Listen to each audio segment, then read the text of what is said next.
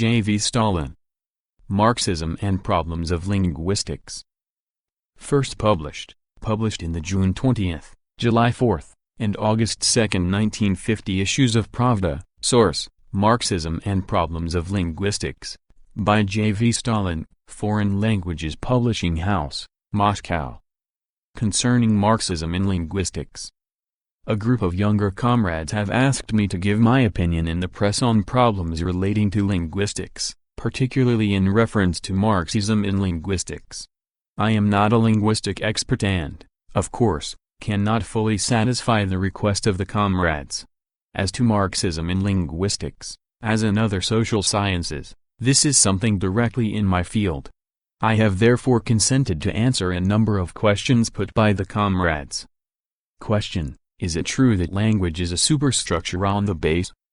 Answer: no, it is not true.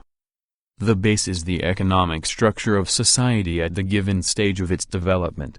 The superstructure is the political, legal, religious, artistic, philosophical views of society and the political, legal and other institutions corresponding to them. Every base has its own corresponding superstructure. The base of the feudal system has its superstructure, its political, legal and other views, and the corresponding institutions. The capitalist base has its own superstructure, so has the socialist base. If the base changes or is eliminated, then, following this, its superstructure changes or is eliminated. If a new base arises, then, following this, a superstructure arises corresponding to it. In this respect, language radically differs from the superstructure. Take, for example, Russian society and the Russian language. In the course of the past 30 years, the old, capitalist base has been eliminated in Russia and a new, socialist base has been built. Correspondingly, the superstructure on the capitalist base has been eliminated and a new superstructure created corresponding to the socialist base. The old political, legal and other institutions, consequently, have been supplanted by new, socialist institutions. But in spite of this, the Russian language has remained basically what it was before the October Revolution. What has changed in the Russian language in this period? To a certain extent, the vocabulary of the Russian language has changed, in the sense that it has been replenished with a considerable number of new words and expressions, which have arisen in connection with the rise of the new socialist production, the appearance of a new state, a new socialist culture, new social relations and morals, and, lastly, in connection with the development of technology and science, a number of words and expressions have changed their meaning, have acquired a new signification, a number of obsolete words have dropped out of the vocabulary. As to the basic stock of words and the grammatical system of the Russian language, which constitute the foundation of a language, they, after the elimination of the capitalist base, far from having been eliminated and supplanted by a new basic word stock and a new grammatical system of the language, have been preserved in their entirety and have not undergone any serious changes. They have been preserved precisely as the foundation of the modern Russian language. Further, the superstructure is a product of the base, but this by no means implies that it merely reflects the base, that it is passive, neutral, indifferent to the fate of its base, to the fate of the classes, to the character of the system. On the contrary, having come into being, it becomes an exceedingly active force, actively assisting its base to take shape and consolidate itself, and doing its utmost to help the new system to finish off and eliminate the old base and the old classes. It cannot be otherwise. The superstructure is created by the base precisely in order to serve it, to actively help it to take shape and consolidate itself, to actively fight for the elimination of the old, moribund base together with its old superstructure.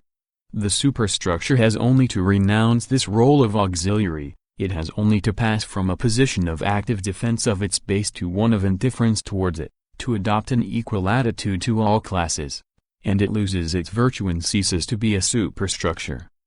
In this respect, language radically differs from the superstructure.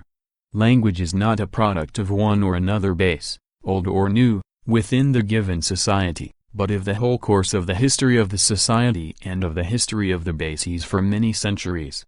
It was created not by some one class, but by the entire society, by all the classes of the society, by the efforts of hundreds of generations. It was created for the satisfaction of the needs not of one particular class, but of the entire society, of all the classes of the society.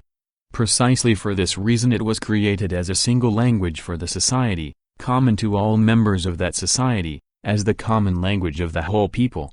Hence the functional role of language, as a means of intercourse between people, consists not in serving one class to the detriment of other classes, but in equally serving the entire society, all the classes of society.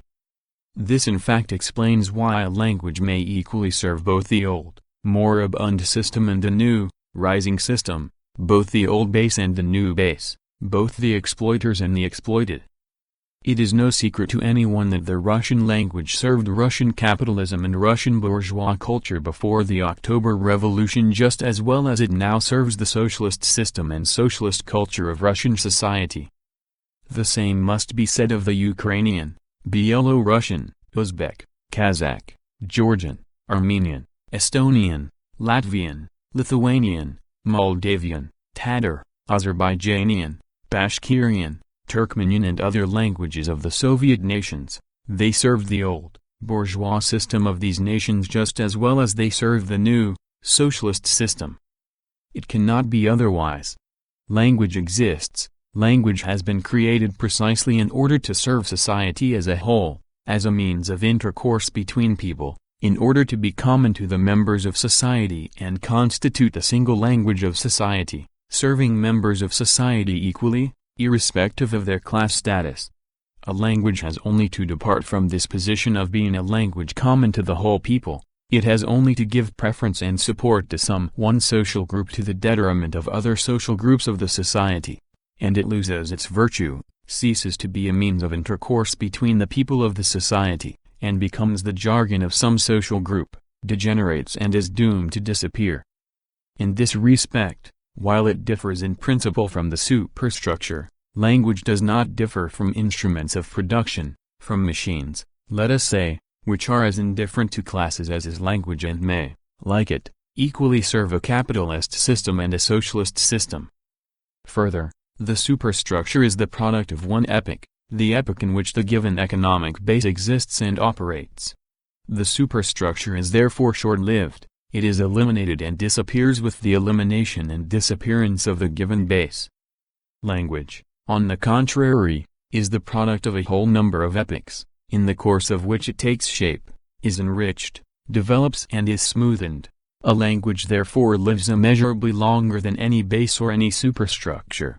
This in fact explains why the rise and elimination not only of one base and its superstructure, but of several bases and their corresponding superstructures, have not led in history to the elimination of a given language, to the elimination of its structure and the rise of a new language with a new stock of words and a new grammatical system. It is more than 100 years since Pushkin died. In this period the feudal system and the capitalist system were eliminated in Russia, and a third, a socialist system has arisen. Hence two bases, with their superstructures, were eliminated, and a new, socialist base has arisen, with its new superstructure. Yet, if we take the Russian language, for example, it has not in this long span of time undergone any fundamental change, and the modern Russian language differs very little in structure from the language of Pushkin. What has changed in the Russian language in this period? The Russian vocabulary has in this period been greatly replenished. A large number of obsolete words have dropped out of the vocabulary. The meaning of a great many words has changed, the grammatical system of the language has improved.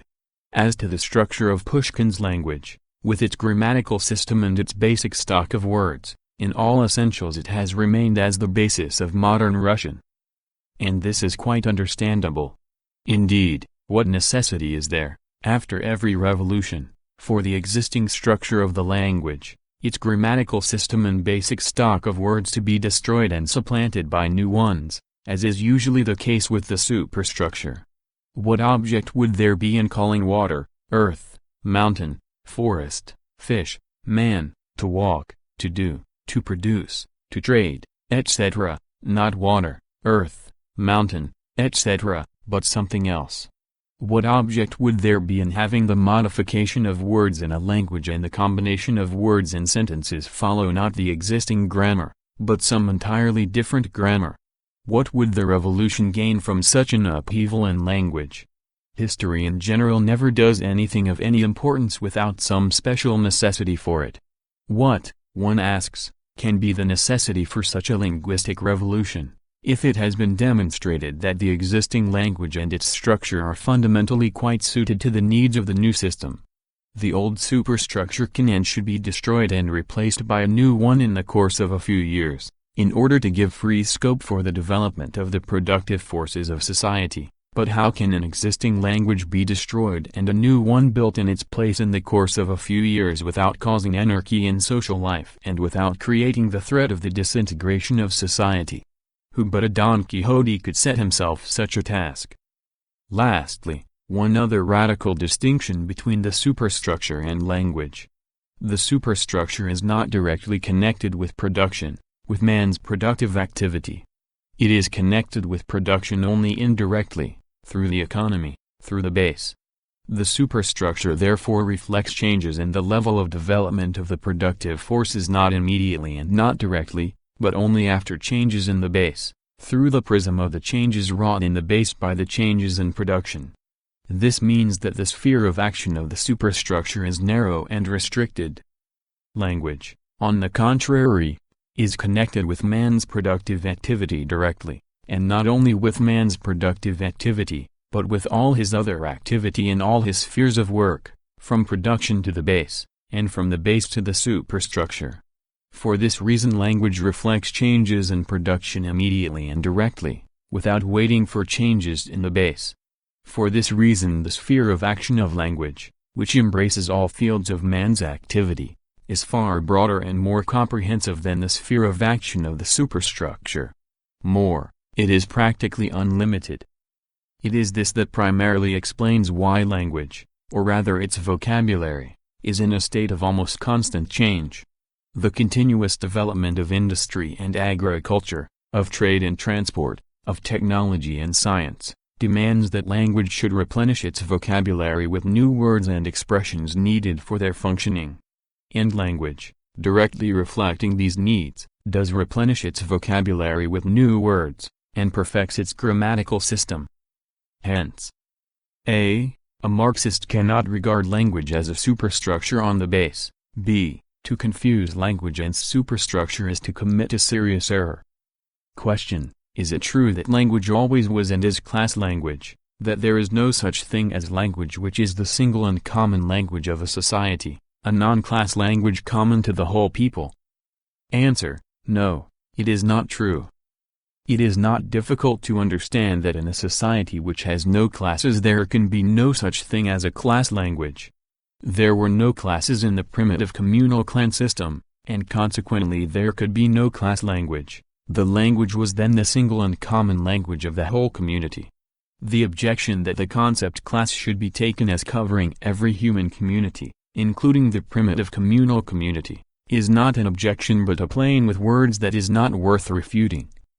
As to the subsequent development from clan languages to tribal languages, from tribal languages to the languages of nationalities, and from the languages of nationalities to national languages, everywhere and at all stages of development, language, as a means of intercourse between the people of a society, was the common and single language of that society, serving its members equally, irrespective of their social status. I am not referring here to the empires of the slave and medieval periods, the empires of Cyrus or Alexander the Great, let us say, or of Caesar or Charles the Great, which had no economic foundations of their own and were transient and unstable military and administrative associations. Not only did these empires not have, they could not have had a single language common to the whole empire and understood by all the members of the empire. They were conglomerations of tribes and nationalities, each of which lived its own life and had its own language.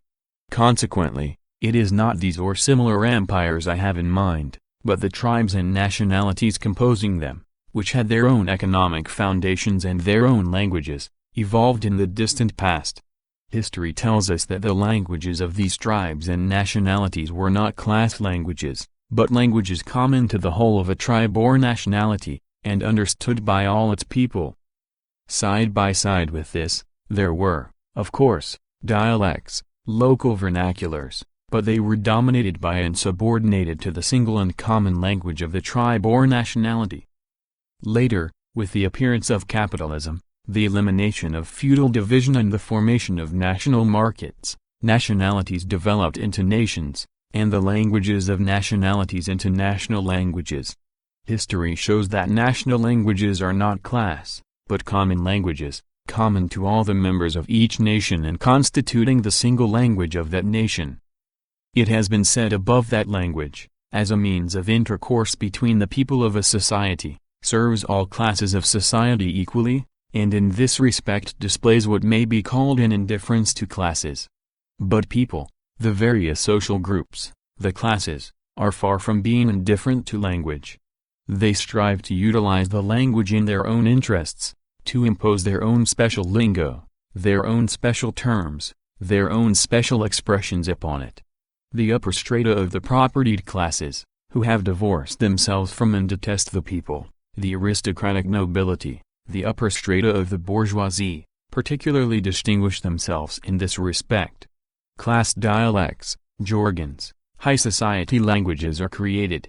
These dialects and jargons are often incorrectly referred to in literature as languages, the aristocratic language or the bourgeois language in contradistinction to the proletarian language or the peasant language. For this reason, strange as it may seem, some of our comrades have come to the conclusion that national language is a fiction, and that only class languages exist in reality.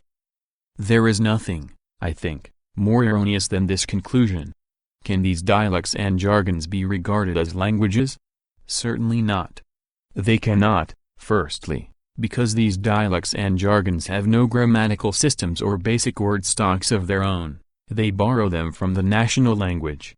They cannot, secondly, because these dialects and jargons are confined to a narrow sphere, are current only among the upper strata of a given class and are entirely unsuitable as a means of human intercourse for society as a whole. What, then, have they? They have a collection of specific words reflecting the specific tastes of the aristocracy or the upper strata of the bourgeoisie, a certain number of expressions and turns of phrase distinguished by refinement and gallantry and free of the coarse expressions and turns of phrase of the national language, lastly, a certain number of foreign words. But all the fundamentals, that is, the overwhelming majority of the words and the grammatical system, are borrowed from the common, national language. Dialects and jargons are therefore offshoots of the common national language, devoid of all linguistic independence and doomed to stagnation. To believe that dialects and jargons can develop into independent languages capable of ousting and supplanting the national language means losing one's sense of historical perspective and abandoning the Marxist position. References are made to Marx, and the passage from his article St. Max is quoted which says that the bourgeois have their own language, that this language is a product of the bourgeoisie, see footnote 2, that it is permeated with the spirit of mercantilism and huckstering.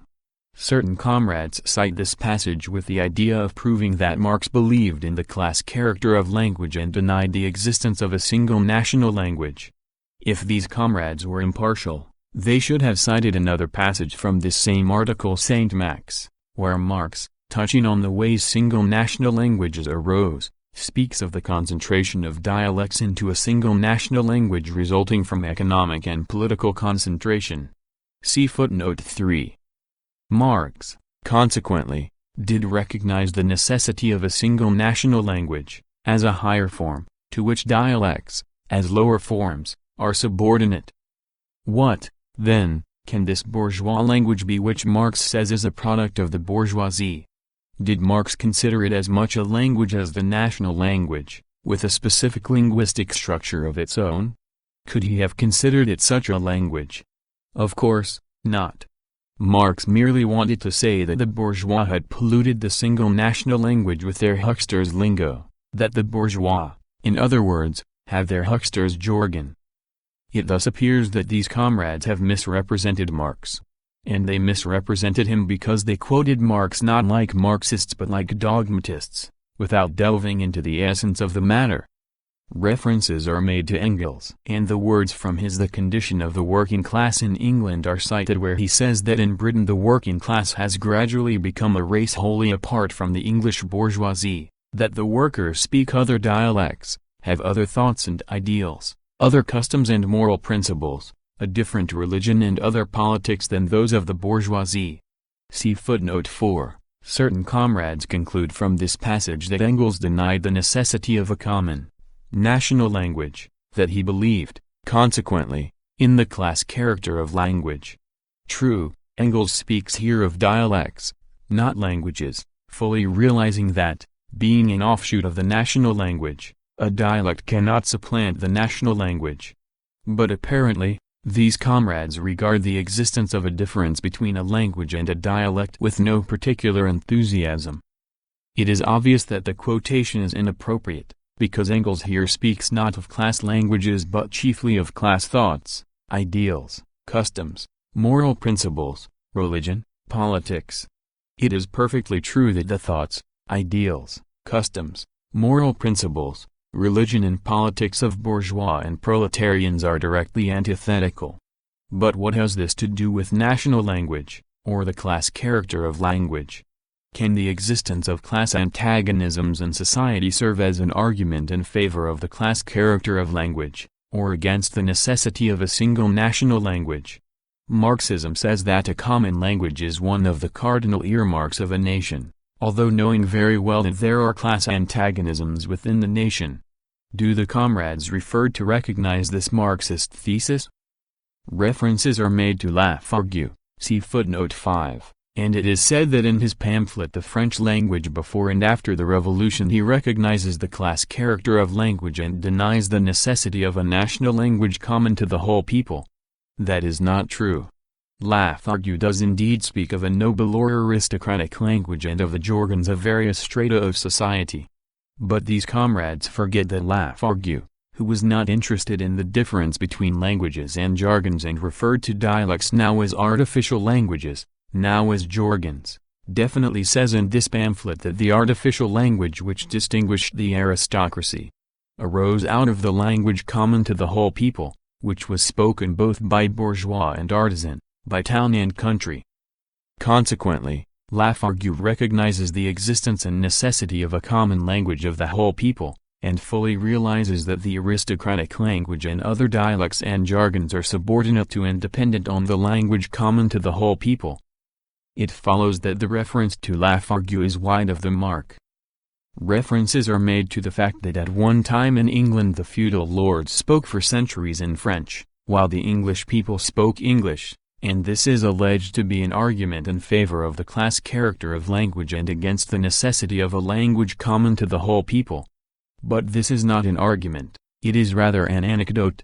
Firstly, not all the feudal lords spoke French at that time, but only a small upper stratum of English feudal lords attached to the court and at county seats.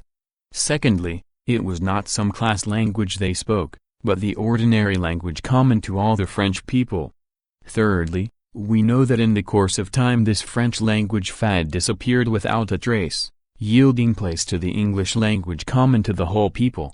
Do these comrades think that the English feudal lords for centuries held intercourse with the English people through interpreters, that they did not use the English language, that there was no language common to all the English at that time, and that the French language in England was then anything more than the language of high society, current only in the restricted circle of the upper English aristocracy? How can one possibly deny the existence and the necessity of a language common to the whole people on the basis of anecdote arguments like these? There was a time when Russian aristocrats at the Tsar's court and in high society also made a fad of the French language. They prided themselves on the fact that when they spoke Russian they often lapsed into French, that they could only speak Russian with a French accent. Does this mean that there was no Russian language common to the whole people at that time in Russia? That a language common to the whole people was a fiction, and class languages a reality? Our comrades are here committing at least two mistakes. The first mistake is that they confuse language with superstructure. They think that since the superstructure has a class character, language too must be a class language, and not a language common to the whole people. But I have already said that language and superstructure are two different concepts, and that a Marxist must not confuse them. The second mistake of these comrades is that they conceive the opposition of interests of the bourgeoisie and the proletariat, the fierce class struggle between them, as meaning the disintegration of society, as a break of all ties between the hostile classes. They believe that, since society has disintegrated and there is no longer a single society, but only classes, a single language of society, a national language, is unnecessary. If society has disintegrated and there is no longer a language common to the whole people, a national language, what remains? There remain classes and class languages. Naturally, every class language will have its class grammar, a proletarian grammar or a bourgeois grammar. True, such grammars do not exist anywhere. But that does not worry these comrades. They believe that such grammars will appear in due course. At one time there were Marxists in our country who asserted that the railways left to us after the October Revolution were bourgeois railways, that it would be unseemly for us Marxists to use them, that they should be torn up and new, proletarian railways built.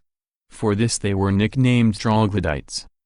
It goes without saying that such a primitive anarchist view of society, of classes, of language has nothing in common with Marxism.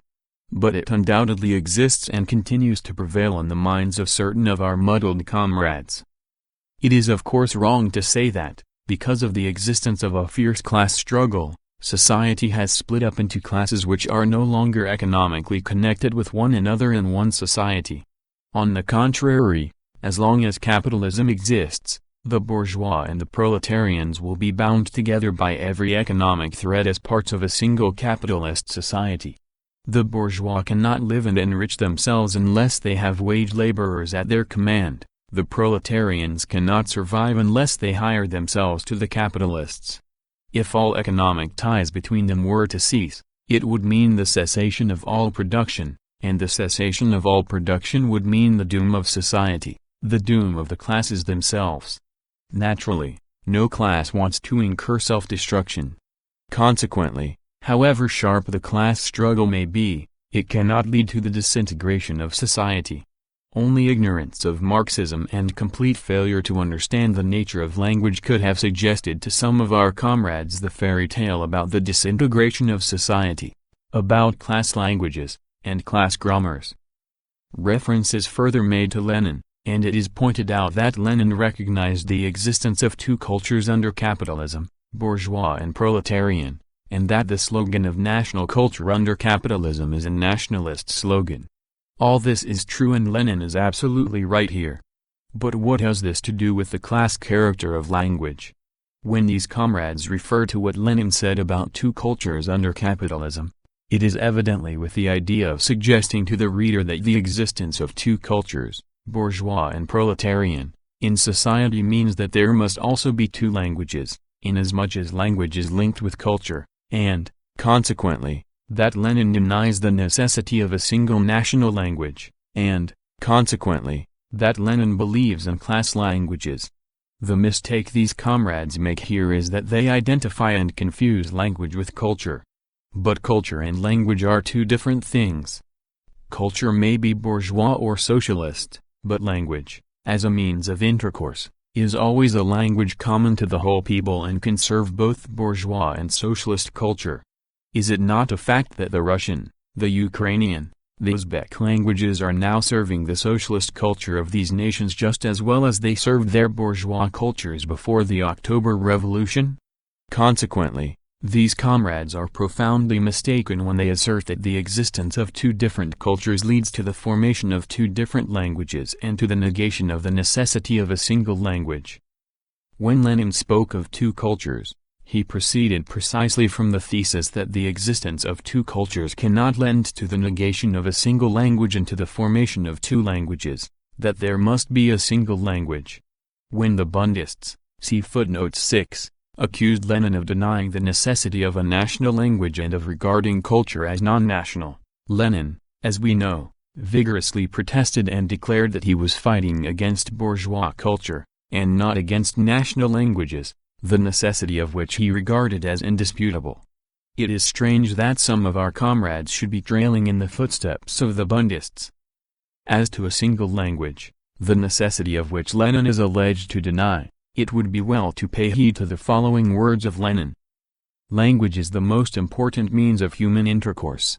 Unity of language and its unimpeded development form one of the most important conditions for genuinely free and extensive commercial intercourse appropriate to modern capitalism, for a free and broad grouping of the population in all its separate classes. See footnote 7. It follows that our highly respected comrades have misrepresented the views of Lenin.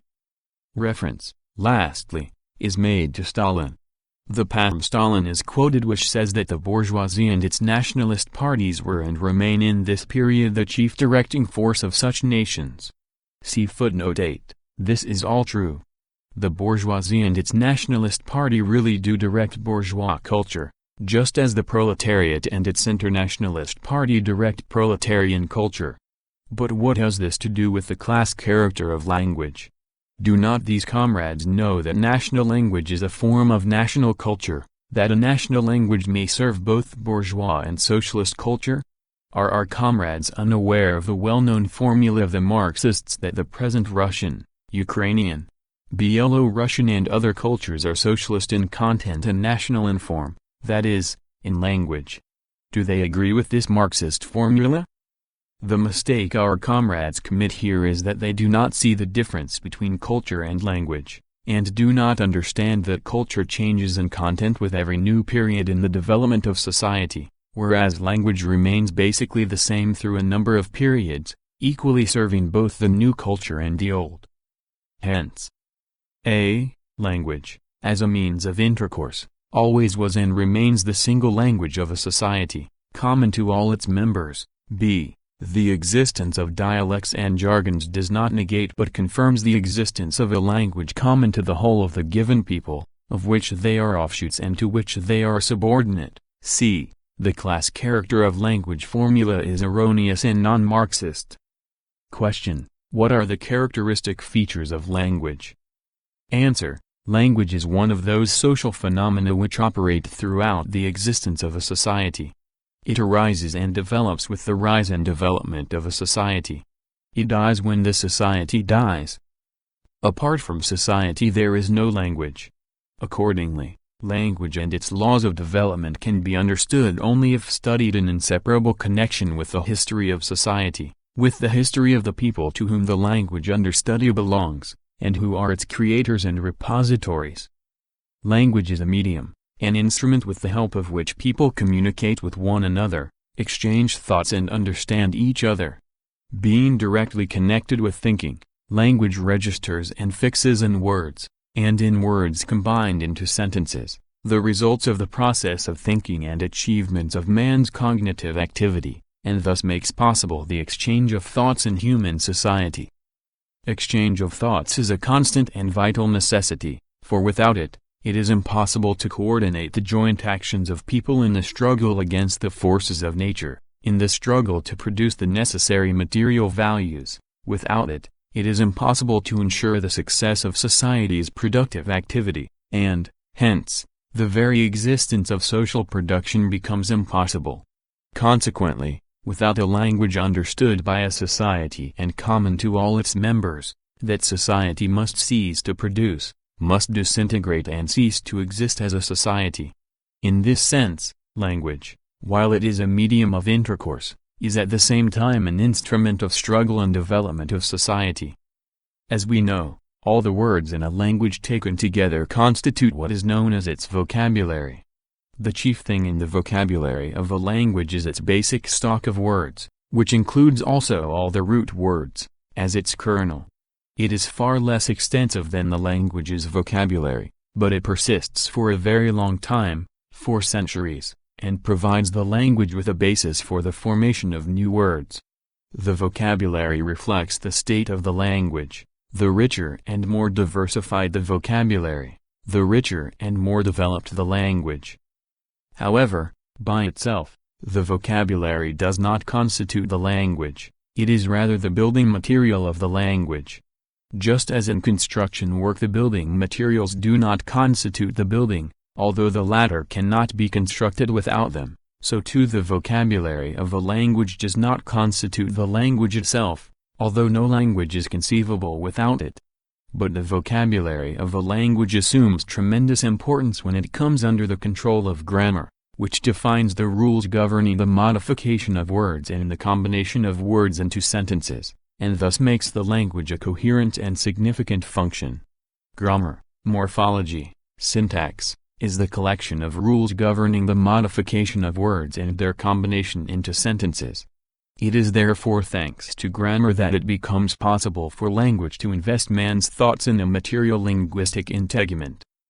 The distinguishing feature of grammar is that it gives rules for the modification of words not in reference to concrete words, but to words in general, not taken concretely, that it gives rules for the formation of sentences not in reference to particular concrete sentences, with, let us say, a concrete subject, a concrete predicate, etc., but to all sentences in general, irrespective of the concrete form of any sentence in particular. Hence, abstracting itself, as regards both words and sentences, from the particular and concrete, grammar takes that which is common and basic in the modification of words and their combination into sentences and builds it into grammatical rules, grammatical laws. Grammar is the outcome of a process of abstraction performed by the human mind over a long period of time. It is an indication of the tremendous achievement of thought. In this respect grammar resembles geometry, which in giving its laws abstracts itself from concrete objects, regarding objects as bodies devoid of concreteness, and defining the relations between them not as the concrete relations of concrete objects but as the relations of bodies in general, devoid of all concreteness. Unlike the superstructure, which is connected with production not directly, but through the economy, language is directly connected with man's productive activity, as well as with all his other activity in all his spheres of work without exception. That is why the vocabulary of a language, being the most sensitive to change, is in a state of almost constant change, and, unlike the superstructure, language does not have to wait until the base is eliminated, but makes changes in its vocabulary before the base is eliminated and irrespective of the state of the base. However, the vocabulary of a language does not change in the way the superstructure does, that is, by abolishing the old and building something new, but by replenishing the existing vocabulary with new words which are eyes with changes in the social system, with the development of production, of culture, science, etc. Moreover, although a certain number of obsolete words usually drop out of the vocabulary of a language, a far larger number of new words are added. As to the basic word stock, it is preserved in all its fundamentals and is used as the basis for the vocabulary of the language. This is quite understandable.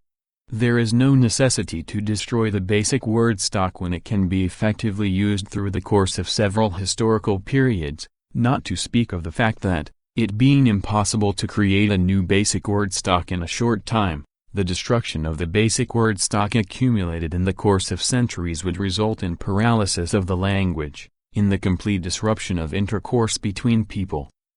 The grammatical system of a language changes even more slowly than its basic word stock.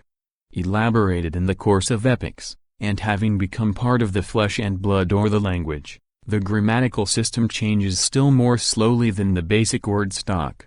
With the lapse of time it, of course, undergoes changes, becomes more perfected, improves its rules, makes them more specific and acquires new rules, but the fundamentals of the grammatical system are preserved for a very long time, since, as history shows, they are able to serve society effectively through a succession of epochs. Hence, grammatical system and basic word stock constitute the foundation of language, the essence of its specific character. History shows that languages possess great stability and a tremendous power of resistance to forcible assimilation.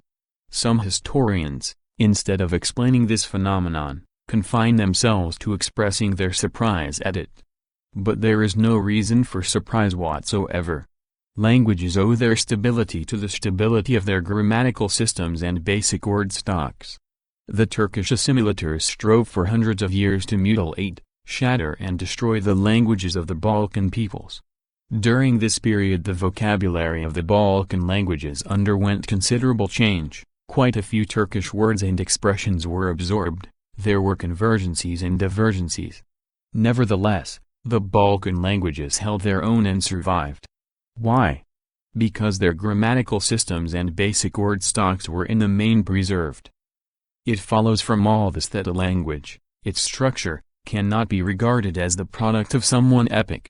The structure of a language, its grammatical system and basic word stock, is the product of a number of epochs. We may assume that the rudiments of modern language already existed in hoary antiquity, before the epoch of slavery. It was a rather simple language, with a very meager stock of words, but with a grammatical system of its own, true, a primitive one, but a grammatical system nonetheless. The further development of production, the appearance of classes, the introduction of writing, the rise of the state, which needed a more or less well-regulated correspondence for its administration, the development of trade, which needed a well-regulated correspondence still more, the appearance of the printing press, the development of literature, all this caused big changes in the development of language. During this time, tribes and nationalities broke up and scattered, intermingled and intercrossed. Later there arose national languages and states, revolutions took place, and old social systems were replaced by new ones. All this caused even greater changes in language and its development. However, it would be a profound mistake to think that language developed in the way the superstructure developed, by the destruction of that which existed and the building of something new. In point of fact, languages did not develop by the destruction of existing languages and the creation of new ones, but by extending and perfecting the basic elements of existing languages. And the transition of the language from one quality to another did not take the form of an explosion, of the destruction at one blow of the old and the creation of the new, but of the gradual and long-continued accumulation of the elements of the new quality, of the new linguistic structure, and the gradual dying away of the elements of the old quality. It is said that the theory that languages develop by stages is a Marxist theory, since it recognizes the necessity of sudden explosions as a condition for the transition of a language from an old quality to a new. This is of course untrue, for it is difficult to find anything resembling Marxism in this theory. And if the theory of stages really does recognize sudden explosions in the history of the development of languages, so much the worse for that theory. Marxism does not recognize sudden explosions in the development of languages, the sudden death of an existing language and the sudden erection of a new language. Lafargue was wrong when he spoke of a sudden linguistic revolution which took place between 1789 and 1794 in France. See Lafargue's pamphlet The French Language Before and After the Revolution. There was no linguistic revolution, let alone a sudden one, in France at that time. True enough, during that period the vocabulary of the French language was replenished with new words and expressions, a certain number of obsolete words dropped out of it, and the meaning of certain words changed, but that was all. Changes of this nature, however, by no means determine the destiny of a language. The chief thing in a language is its grammatical system and basic word stock. But far from disappearing in the period of the French bourgeois revolution, the grammatical system and basic word stock of the French language were preserved without substantial change, and not only were they preserved, but they continue to exist in the French language of today. I need hardly say that 5 or 6 years is a ridiculously small period for the elimination of an existing language and the building of a new national language, a sudden linguistic revolution. Centuries are needed for this. Marxism holds that the transition of a language from an old quality to a new does not take place by way of an explosion, of the destruction of an existing language and the creation of a new one, but by the gradual accumulation of the elements of the new quality, and hence by the gradual dying away of the elements of the old quality. It should be said in general for the benefit of comrades who have an infatuation for explosions that the law of transition from an old quality to a new by means of an explosion is inapplicable not only to the history of the development of languages, It is not always applicable to other social phenomena of a basis or superstructural character. It applies of necessity to a society divided into hostile classes. But it does not necessarily apply to a society which has no hostile classes. In a period of 8 to 10 years we effected a transition in the agriculture of our country from the bourgeois, individual peasant system to the socialist, collective farm system.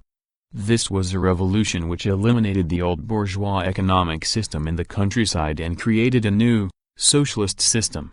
But that revolution did not take place by means of an explosion, that is, by the overthrow of the existing government power and the creation of a new power, but by a gradual transition from the old bourgeois system in the countryside to a new system. And it was possible to do that because it was a revolution from above, because the revolution was accomplished on the initiative of the existing power with the support of the bulk of the peasantry. It is said that the numerous instances of linguistic crossing in past history furnish reason to believe that when languages cross a new language is formed by means of an explosion, by a sudden transition from an old quality to a new. This is quite wrong. Linguistic crossing cannot be regarded as the single impact of a decisive blow which produces its results within a few years. Linguistic crossing is a prolonged process which years. There can therefore be no question of explosion here.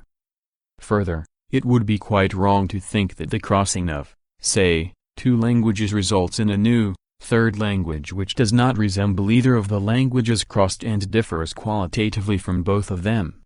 As a matter of fact, one of the languages usually emerges victorious from the cross, retains its grammatical system and its basic word stock and continues to develop in accordance with its inherent laws of development, while the other language gradually loses its quality and gradually dies away. Consequently, a cross does not result in some new, third language. One of the languages persists, retains its grammatical system and basic word stock and is able to develop in accordance with its inherent laws of development. True, in the process the vocabulary of the victorious language is somewhat enriched from the vanquished language, but this strengthens rather than weakens it. Such was the case, for instance, with the Russian language, with which, in the course of historical development, the languages of a number of other peoples crossed and which always emerged the victor. Of course, in the process the vocabulary of the Russian language was enlarged at the expense of the vocabularies of the other languages, but far from weakening, this enriched and strengthened the Russian language. As to the specific national individuality of the Russian language, it did not suffer in the slightest, because the Russian language preserved its grammatical system and basic word stock and continued to advance and perfect itself in accordance with its inherent laws of development. There can be no doubt that the crossing theory has little or no value for Soviet linguistics. If it is true that the chief task of linguistics is to study the inherent laws of language development, it has to be admitted that the crossing theory does not even set itself this task, let alone accomplish it. It simply does not notice it, or does not understand it. Question: did Pravda act rightly in starting an open discussion on problems of linguistics? Answer: yes, it did. Along what lines the problems of linguistics will be settled, will become clear at the conclusion of the discussion. But it may be said already that the discussion has been very useful. It has brought out, in the first place, that in linguistic bodies both in the center and in the republics a regime has prevailed which is alien to science and men of science.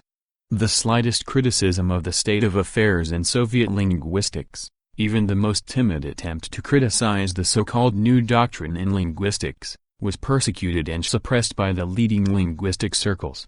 Valuable workers and researchers in linguistics were dismissed from their posts or demoted for being critical of Weimar's heritage or expressing the slightest disapproval of his teachings. Linguistic scholars were appointed to leading posts not on their merits, but because of their unqualified acceptance of Weimar's theories.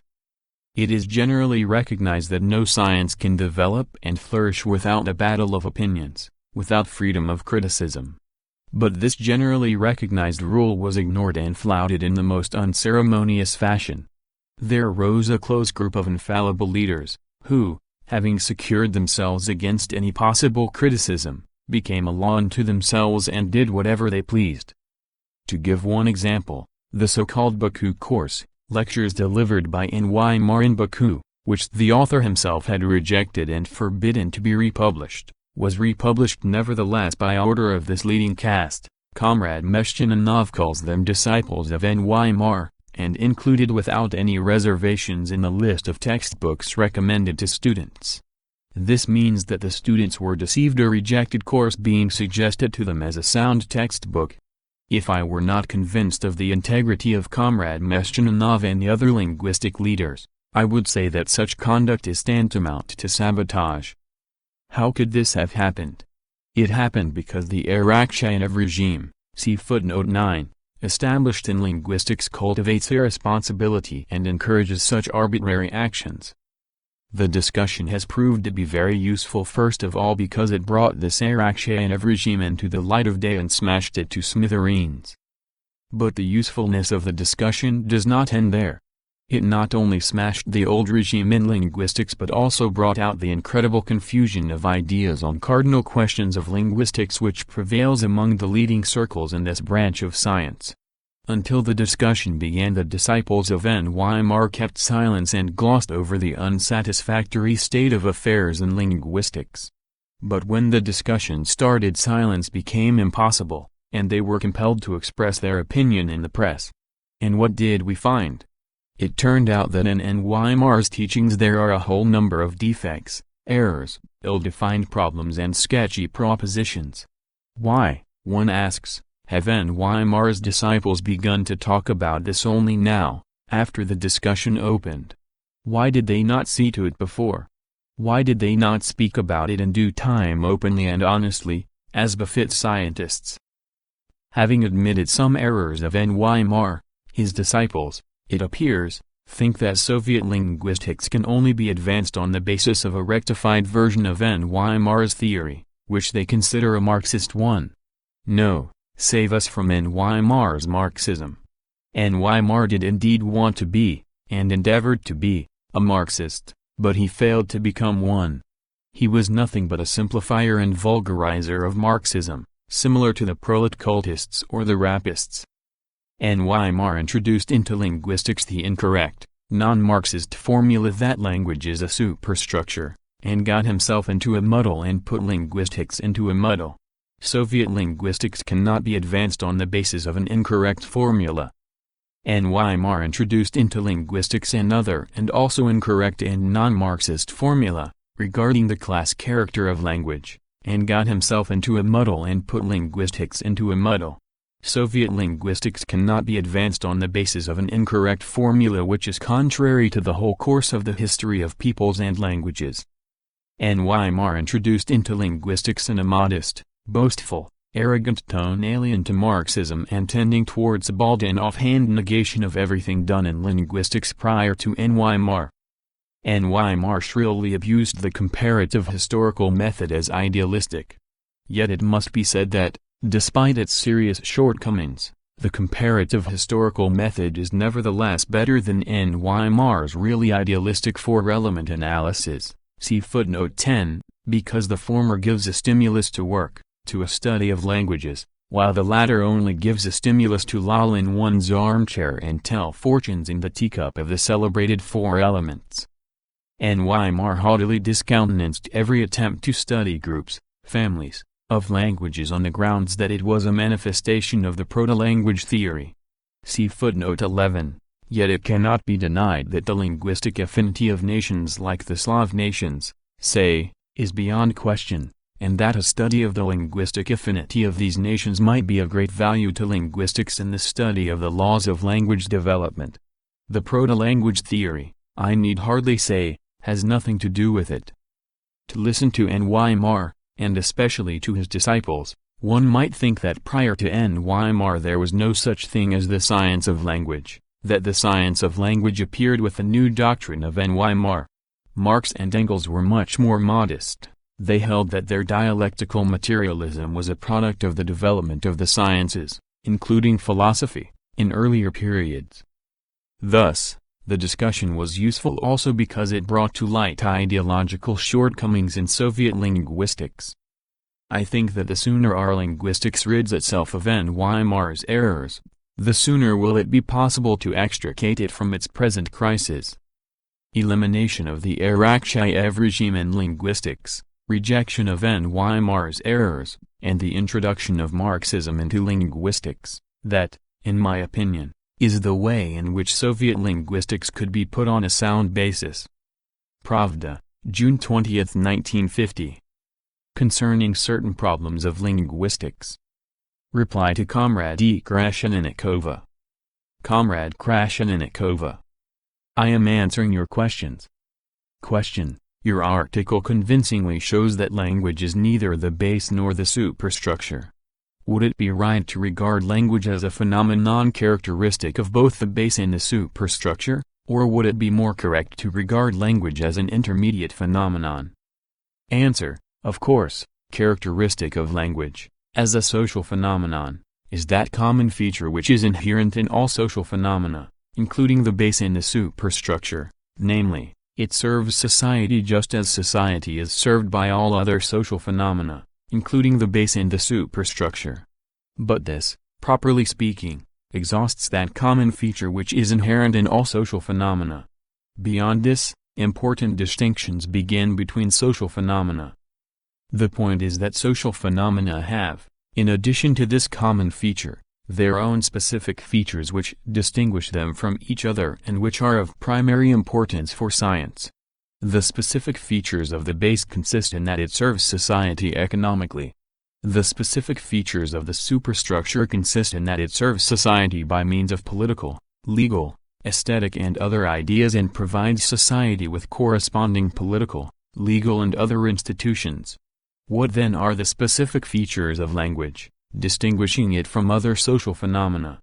They consist in that language serves society as a means of intercourse between people, as a means for exchanging thoughts in society, as a means enabling people to understand one another and to coordinate joint work in all spheres of human activity, both in the sphere of production and in the sphere of economic relations, both in the sphere of politics and in the sphere of culture, both in social life and in everyday life. These specific features are characteristic only of language, and precisely because they are characteristic only of language, language is the object of study by an independent science, linguistics. If there were no such specific features of language, linguistics would lose its right to independent existence. In brief, language cannot be included either in the category of bases or in the category of superstructures. Nor can it be included in the category of intermediate phenomena between the base and the superstructure, for such intermediate phenomena do not exist. But perhaps language could be included in the category of the productive forces of society, in the category, say, of instruments of production? Indeed, there does exist a certain analogy between language and instruments of production. Instruments of production manifest, just as language does, a kind of indifference towards classes and can serve equally different classes of society, both old and new. Does this circumstance provide ground for including language in the category of instruments of production? No, it does not. At one time, Weimar, seeing that his formula, language is a superstructure on the base encountered objections, decided to reshape it and announced that language is an instrument of production. Was Weimar right in including language in the category of instruments of production? No, he certainly was not. The point is that the similarity between language and instruments of production ends with the analogy I have just mentioned. But, on the other hand, there is a radical difference between language and instruments of production. This difference lies in the fact that whereas instruments of production produce material wealth, language produces nothing or produces words only. To put it more plainly, people possessing instruments of production can produce material wealth, but those very same people, if they possess a language but not instruments of production, cannot produce material wealth. It is not difficult to see that were language capable of producing material wealth, windbags would be the richest men on earth. Question: Marx and Engels define language as the immediate reality of thought, as practical, actual consciousness. See footnote 12. Ideas, Marx says, do not exist divorced from language. In what measure? In your opinion, should linguistics occupy itself with the semantic aspect of language, semantics, historical semasiology, and stylistics, or should form alone be the subject of linguistics? Answer: semantics, semasiology, is one of the important branches of linguistics. The semantic aspect of words and expressions is of serious importance in the study of language. Hence, semantics, semasiology, must be assured its due place in linguistics. However, in working on problems of semantics and in utilizing its data, its significance must in no way be overestimated, and still less must it be abused. I have in mind certain philologists who, having an excessive passion for semantics, disregard language as the immediate reality of thought inseparably connected with thinking, divorce thinking from language and maintain that language is outliving its age and that it is possible to do without language. Listen to what Weimar says. Language exists only inasmuch as it is expressed in sounds. The action of thinking occurs also without being expressed. Language, spoken, has already begun to surrender its functions to the latest inventions which are unreservedly conquering space, while thinking is on the upgrade, departing from its unutilized accumulations in the past and its new acquisitions, and is to oust and fully replace language. The language of the future is thinking, which will be developing in technique free of natural matter. No language, even the spoken language, which is all the same connected with the standards of nature, will be able to withstand it. See selected works by Weimar. If we interpret this labor magic gibberish into simple human language, the conclusion may be drawn that A. Weimar divorces thinking from language, B. Weimar considers that communication between people can be realized without language, with the help of thinking itself, which is free of the natural matter of language, free of the standards of nature, C. Divorcing thinking from language and having freed it from the natural matter of language, Weimar lands into the swamp of idealism. It is said that thoughts arise in the mind of man prior to their being expressed in speech, that they arise without linguistic material, without linguistic integument, in, so to say, a naked form. But that is absolutely wrong. Whatever thoughts arise in the human mind and at whatever moment, they can arise and exist only on the basis of the linguistic material, on the basis of language terms and phrases. Bare thoughts, free of the linguistic material, free of the natural matter of language, do not exist. Language is the immediate reality of thought, Marx. The reality of thought is manifested in language. Only idealists can speak of thinking not being connected with the natural matter of language, of thinking without language. In brief, overestimation of semantics and abuse of it led Weimar to idealism. Consequently, if semantics, semasiology, is safeguarded against exaggerations and abuses of the kind committed by Weimar and some of his disciples, semantics can be of great benefit to linguistics. Question: You quite justly say that the ideas, concepts, customs and moral principles of the bourgeoisie and those of the proletariat are directly antithetical. The class character of these phenomena is certainly reflected in the semantic aspect of language, and sometimes in its form, in the vocabulary, as is correctly pointed out in your article. In analyzing concrete linguistic material and, in the first place, the semantic aspect of language, can we speak of the class essence of the concepts expressed by language, particularly in those cases when language expresses not only the thought of man but also his attitude towards reality, where his class affinity manifests itself with especial clarity? Answer: Putting it more briefly, you want to know whether classes influence language, whether they introduce into language their specific words and expressions, whether there are cases when people attach a different meaning to one and the same word or expression depending on their class affinity? Yes, classes influence language, introduce into the language their own specific words and expressions and sometimes understand one and the same word or expression differently. There is no doubt about that.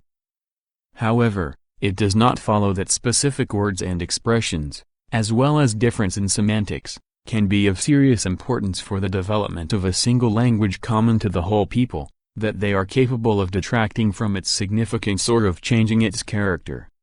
Firstly, such specific words and expressions, as well as cases of difference in semantics, are so few in language that they hardly make up even 1% of the entire linguistic material. Consequently, all the remaining overwhelming mass of words and expressions, as well as their semantics, are common to all classes of society. Secondly, specific words and expressions with a class tinge are used in speech not according to rules of some sort of class grammar, which does not exist, but according to the grammatical rules of the existing language common to the whole people. Hence, the existence of specific words and expressions and the facts of differences in the semantics of language do not refute, but, on the contrary, confirm the existence and necessity of a single language common to the whole people. Question: in your article you quite correctly appraise Marx as a vulgarizer of Marxism. Does this mean that the linguists, including us, the young linguists, should reject the whole linguistic heritage of Marx, who all the same has to his credit a number of valuable linguistic researches? Comrades Chikobava, Sanzayev and others wrote about them during the discussion. Approaching Marx critically, cannot we take from him what is useful and valuable? Answer: of course, the works of N.Y. Marx do not consist solely of errors. N.Y. Marx made very gross mistakes when he introduced into linguistics elements of Marxism in a distorted form, when he tried to create an independent theory of language. But N.Y. Marx has certain good and ably written works, in which he, forgetting his theoretical claims, conscientiously and, one must say, skillfully investigates individual languages. In these works one can find not a little that is valuable and instructive. Clearly, these valuable and instructive things should be taken from N.Y. Marx and utilized. Question: many linguists consider formalism one of the main causes of the stagnation in Soviet linguistics. We should very much like to know your opinion as to what formalism in linguistics consists in and how it should be overcome. Answer: N.Y. Marx and his disciples accuse of formalism all linguists who do not accept the new doctrine of N.Y. Marx. This of course is not serious or clever.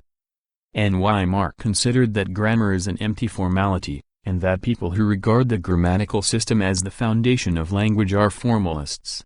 This is altogether foolish.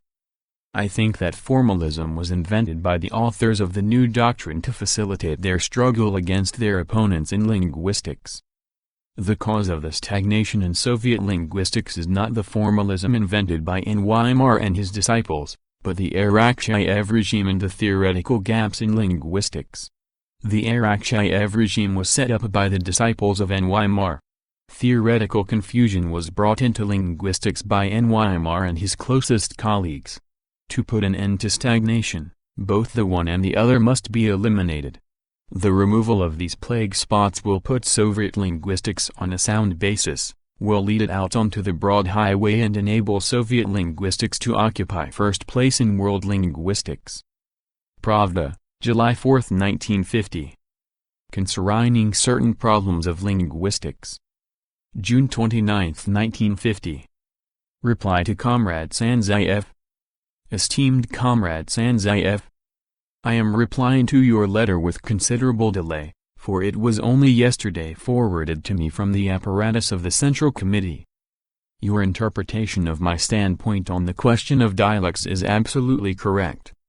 Class dialects, which it would be more correct to call jargons, do not serve the mass of the people, but a narrow social upper crust. Moreover, they do not have a grammatical system or basic word stock of their own.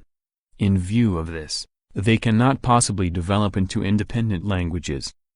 Local, territorial, dialects, on the other hand, serve the mass of the people and have a grammatical system and basic word stock of their own. In view of this, some local dialects, in the process of formation of nations, may become the basis of national languages and develop into independent national languages. This was the case, for instance, with the Kursk-Oral dialect, the Kursk-Oral speech, of the Russian language, which formed the basis of the Russian national language. The same must be said of the Poltava-Kiev dialect of the Ukrainian language, which formed the basis of the Ukrainian national language. As for the other dialects of such languages, they lose their originality, merge with those languages and disappear in them. Reverse processes also occur when the single language of a nationality, which has not yet become a nation owing to the absence of the necessary economic conditions of development, collapses as a result of the disintegration of the state of that nationality, and the local dialects, which have not yet had time to be fully uniformized in the single language, revive and give rise to the formation of separate independent languages.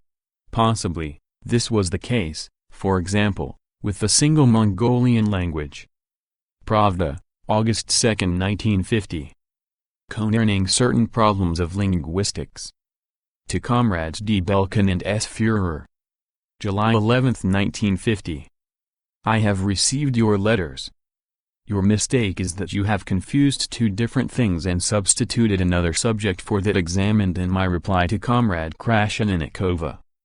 In that reply I criticized N.Y. Mar who, dealing with language, spoken, and thought, divorces language from thought and thus lapses into idealism. Therefore, I referred in my reply to normal human beings possessing the faculty of speech. I maintained, moreover, that with such human beings thoughts can arise only on the basis of linguistic material, that bare thoughts unconnected with linguistic material do not exist among people who possess the faculty of speech. Instead of accepting or rejecting this thesis, you introduce anomalous human beings, people without language, deaf mutes, who have no language at their disposal and whose thoughts, of course, cannot arise on the basis of linguistic material. As you see, this is an entirely different subject which I did not touch upon and could not have touched upon, since linguistics concerns itself with normal human beings possessing the faculty of speech and not with anomalous deaf mutes who do not possess the faculty of speech. You have substituted for the subject under discussion another subject that was not discussed. From Comrade Belkin's letter it is evident that he places on a par the language of words, spoken language, and gesture language, hand language, according to N.Y. Mar. He seems to think that gesture language and the language of words are of equal significance, that at one time human society had no language of words, that hand language at that time played the part of the language of words which appeared later. But if Comrade Belkin really thinks so, he is committing a serious error. Spoken language or the language of words has always been the sole language of human society capable of serving as an adequate means of intercourse between people. History does not know of a single human society, be it the most backward, that did not have its own spoken language. Ethnography does not know of a single backward tribe, be it as primitive or even more primitive than, say, the Australians or the Tierra del Fuegans of the last century, which did not have its own spoken language. In the history of mankind, spoken language has been one of the forces which helped human beings to emerge from the animal world, unite into communities, develop their faculty of thinking, organize social production, wage a successful struggle against the forces of nature and attain the stage of progress we have today. In this respect, the significance of the so-called gesture language, in view of its extreme poverty and limitations, is negligible. Properly speaking, this is not a language, and not even a linguistic substitute that could in one way or another replace spoken language, but an auxiliary means of extremely limited possibilities to which man sometimes resorts to emphasize this or that point in his speech. Gesture language and spoken language are just as incomparable as are the primitive wooden hoe and the modern caterpillar tractor with its 5-furrow plow or tractor row drill. Apparently, you are primarily interested in the deaf mutes, and only secondarily in problems of linguistics. Evidently, it was precisely this circumstance that prompted you to put a number of questions to me. Well, if you insist, I am not averse to granting your request. How do matters stand with regard to deaf mutes? Do they possess the faculty of thinking? Do thoughts arise with them? Yes, they possess the faculty of thinking and thoughts arise with them. Clearly, since deaf mutes are deprived of the faculty of speech, their thoughts cannot arise on the basis of linguistic material. Can this be taken to mean that the thoughts of deaf mutes are naked, are not connected with the standards of nature, and Weimar's expression? No, it cannot. The thoughts of deaf-mutes arise and can exist only on the basis of the images, sensations and conceptions they form in everyday life on the objects of the outside world and their relations among themselves, thanks to the senses of sight, of touch, taste, and smell. Apart from these images, sensations and conceptions, thought is empty, is deprived of all content, that is, it does not exist. To Comrade Akolipov. July 28, 1950. I have received your letter. Pressure of work has somewhat delayed my reply. Your letter tacitly proceeds from two premises, from the premise that it is permissible to quote the work of this or that author apart from the historical period of which the quotation treats, and secondly, from the premise that this or that conclusion or formula of Marxism, derived as a result of studying one of the periods of historical development, holds good for all periods of development and therefore must remain invariable. I must say that both these premises are deeply mistaken. A few examples. In the 40s of the past century, when there was no monopoly capitalism as yet, when capitalism was developing more or less smoothly along an ascending line, spreading to new territories it had not yet occupied, and the law of uneven development could not yet fully operate, Marx and Engels concluded that a socialist revolution could not be victorious in one particular country, that it could be victorious only as a result of a joint blow in all, or in most, civilized countries. This conclusion subsequently became a guiding principle for all Marxists. However, at the beginning of the 20th century, especially in the period of the First World War, when it became clear to everyone that pre-monopoly capitalism had definitely developed into monopoly capitalism, when rising capitalism had become dying capitalism, when the war had revealed the incurable weaknesses of the world imperialist front, and the law of uneven development predetermined that the proletarian revolution would mature in different countries at different times, Lenin, proceeding from Marxist theory, came to the conclusion that in the new conditions of development, the socialist revolution could fully prove victorious in one country taken separately, that the simultaneous victory of the socialist revolution in all countries, or in a majority of civilized countries, was impossible owing to the uneven maturing of the revolution in those countries, that the old formula of Marx and Engels no longer corresponded to the new historical conditions. It is evident that here we have two different conclusions on the question of the victory of socialism, which not only contradict, but exclude each other. Some textualists and Talmudists who quote mechanically without delving into the essence of the matter, and apart from historical conditions, may say that one of these conclusions should be discarded as being absolutely incorrect, while the other conclusion, as the absolutely correct one, should be applied to all periods of development. Marxists, however, cannot but know that the textualists and Talmudists are mistaken. They cannot but know that both of these conclusions are correct, though not absolutely, each being correct for its own time. Marx's and Engels' conclusion, for the period of pre-monopoly capitalism, and Lenin's conclusion, for the period of monopoly capitalism. Engels in his Anti-Dühring said that after the victory of the socialist revolution, the state is bound to wither away. On these grounds, after the victory of the socialist revolution in our country, textualists and Talmudists in our party began demanding that the party should take steps to ensure the speedy withering away of our state, to dispense state organs, to give up a standing army. However, the study of the world situation of our time led Soviet Marxists to the conclusion that in the conditions of capitalist encirclement, when the socialist revolution has been victorious only in one country, and capitalism reigns in all other countries, the land of the victorious revolution should not weaken, but in every way strengthen its state organs, intelligence organs and army, if that land does not want to be crushed by the capitalist encirclement.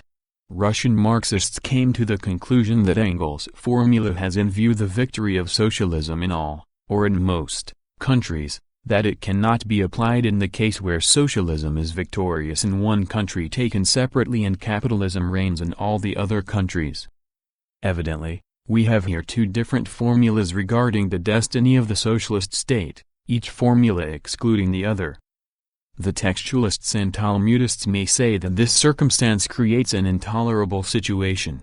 that one of these formulas must be discarded as being absolutely erroneous, and the other, as the absolutely correct one, must be applied to all periods of development of the socialist state.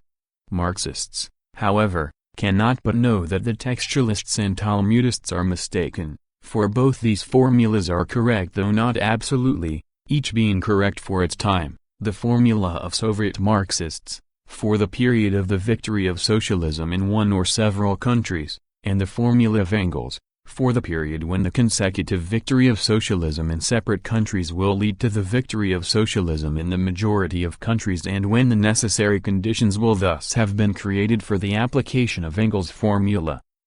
The number of such examples could be multiplied. The same must be said of the two different formulas on the question of language, taken from various works of Stalin and cited by Comrade Kolarpov in his letter. Comrade Kolarpov refers to Stalin's work concerning Marxism in linguistics, where the conclusion is drawn that, as a result of the crossing, say, of two languages, one of them usually emerges victorious, while the other dies away, that, consequently, crossing does not produce some new, third language, but preserves one of the languages. He refers further to another conclusion, taken from Stalin's report to the 16th Congress of the CPSUB, where it is said that in the period of the victory of socialism on a world scale, when socialism is consolidated and becomes part of everyday life, national languages will inevitably merge into one common language which, of course, will be neither Great Russian nor German, but something new. Comparing these two formulas and seeing that, far from coinciding, they exclude each other, Comrade Kolarpov falls into despair. From your article, he writes in his letter, I understood that the crossing of languages can never produce some new language, whereas prior to your article I was firmly convinced, in conformity with your speech at the 16th Congress of the CPSUB, that under communism, languages would merge into one common language. Evidently, having discovered a contradiction between these two formulas and being deeply convinced that the contradiction must be removed, Comrade Kolarpov considers it necessary to get rid of one of these formulas as incorrect and to clutch at the other as being correct for all periods and countries, but which formula to clutch at, he does not know. The result is something in the nature of a hopeless situation. Comrade Kolarpov does not even suspect that both formulas can be correct, each for its own time. That is always the case with textualists and Talmudists who do not delve into the essence of the matter, quote mechanically and irrespective of the historical conditions of which the quotations treat, and invariably find themselves in a hopeless situation. Yet if one examines the essence of the matter, there are no grounds for considering the situation hopeless. The fact is that Stalin's pamphlet concerning Marxism in linguistics, and Stalin's speech at the 16th Party Congress, refer to two entirely different epochs, owing to which the formulas, too, prove to be different. The formula given by Stalin in his pamphlet, in the part where it speaks of the crossing of languages, refers to the epoch prior to the victory of socialism on a world scale, when the exploiting classes are the dominant power in the world, when national and colonial oppression remains in force, when national isolation and mutual distrust among nations are consolidated by differences between states, when, as yet there is no national equality of rights, when the crossing of languages takes place as a struggle for the domination of one of the languages, when the conditions necessary for the peaceful and friendly cooperation of nations and languages are as yet lacking, when it is not the cooperation and mutual enrichment of languages that are on the order of the day, but the assimilation of some and the victory of other languages. It is clear that in such conditions there can be only victorious and defeated languages. It is precisely these conditions that Stalin's formula has in view when it says that the crossing, say, of two languages, results not in the formation of a new language, but in the victory of one of the languages and the defeat of the other.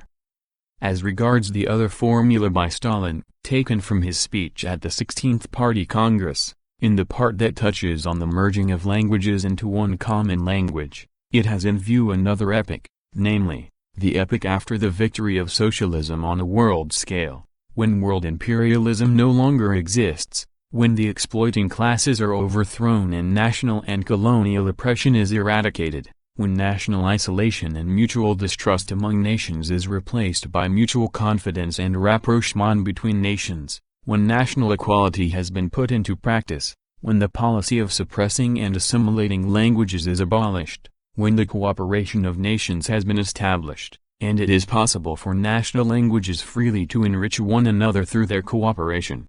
It is clear that in these conditions there can be no question of the suppression and defeat of some languages, and the victory of others.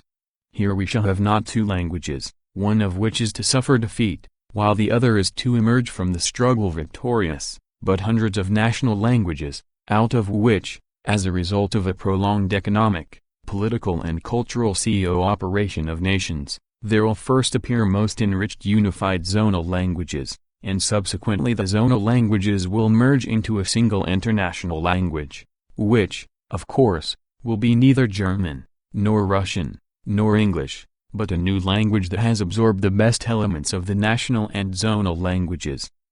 Consequently, the two different formulas correspond to two different epochs in the development of society, and precisely because they correspond to them, both formulas are correct, each for its epoch. To demand that these formulas should not be at variance with each other, that they should not exclude each other, is just as absurd as it would be to demand that the epoch of the domination of capitalism should not be at variance with the epoch of the domination of socialism, that socialism and capitalism should not exclude each other. The textualists and Talmudists regard Marxism in separate conclusions and formulas of Marxism as a collection of dogmas, which never change, notwithstanding changes in the conditions of the development of society. They believe that if they learn these conclusions and formulas by heart and start citing them at random, they will be able to solve any problem, reckoning that the memorized conclusions and formulas will serve them for all times and countries, for all occasions in life. But this can be the conviction only of people who see the letter of Marxism, but not its essence, who learn by rote the texts of conclusions and formulas of Marxism, but do not understand their meaning. Marxism is the science of the laws governing the development of nature and society, the science of the revolution of the oppressed and exploited masses, the science of the victory of socialism in all countries, the science of building communist society. As a science, Marxism cannot stand still, it develops and is perfected.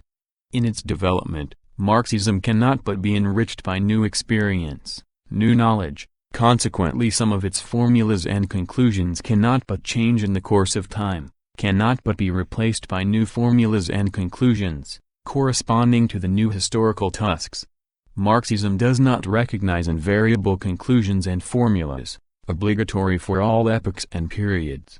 Marxism is the enemy of all dogmatism. Notes. 1. Stalin's essay Marxism and Problems of Linguistics was published in Pravda on June 20, 1950. Prior to this, there had already been discussion on Soviet linguistic problems in Pravda. This essay by Comrade Stalin is in reply to questions put to him by a group of Soviet students in connection with the discussion, and to essays published in Pravda's columns. The titles of these latter were On the Path of Materialist Linguistics by member of the Ukrainian Academy of Sciences Bulikovsky, The History of Russian Linguistics and Mars Theory by Nikiforov, On the Problem of the Class Character of Language by Kudryavtsev and others. 2. Karl Marx and Friedrich Engels, Works, German edition, Berlin, 1958, Volume 3, page 212. 3. Ibid, pages 411-12. 4. Ibid, 1957, Volume 2, page 351. 5. Paul Lafargue, 1842-1911, well-known activist of French and international workers' movements, and outstanding Marxist propagandist and publicist. He was one of the founders of the French Workers' Party, student and comrade in arms of Marx and Engels, and husband of Marx's daughter Laura. 6. Bund, General Jewish Workers' Union of Lithuania, Poland and Russia, was a Jewish petty bourgeois opportunist organization founded at a congress held in Vilna in October, 1897, which worked mainly among Jewish handicraftsmen. At the Russian Social Democratic Labour Party's first Congress in 1898, Bund joined the RSDLP as an independent autonomous organization concerned only with the special problems of the Jewish proletariat. Once it joined the party, however, it propagated nationalism and separate working-class movement. The Bundist bourgeois nationalist standpoint was sternly repudiated by a Skra newspaper founded by Lenin. 7. V.I. Lenin, The Right of Nations to Self-Determination. Selected works in 2 volumes, English edition, Moscow, 1952, Volume 1, Part 2, pages 318-19. 8.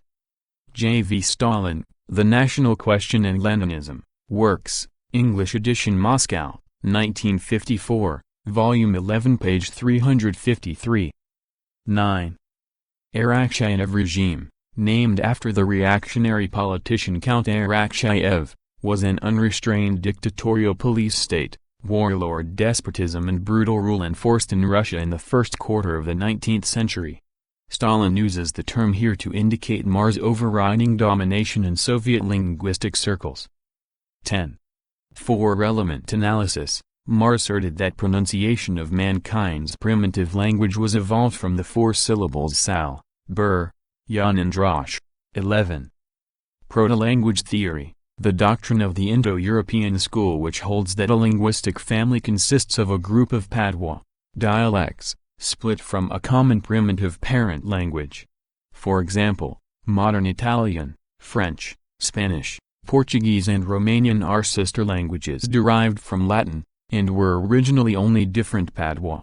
However, as there is no documentary evidence for the existence of a parent language of most of the dialects or languages, the Indo-European scholars have worked out a hypothetical parent language, their main aim being to facilitate explanation of the rules of phonetic changes. But there is no way to prove the extent of the truth. 12. Karl Marx and Friedrich Engels, Works, German edition, Berlin, 1958, Volume 3, pages 432 and 430. End of Marxism and Problems of Linguistics, by J. V. Stalin.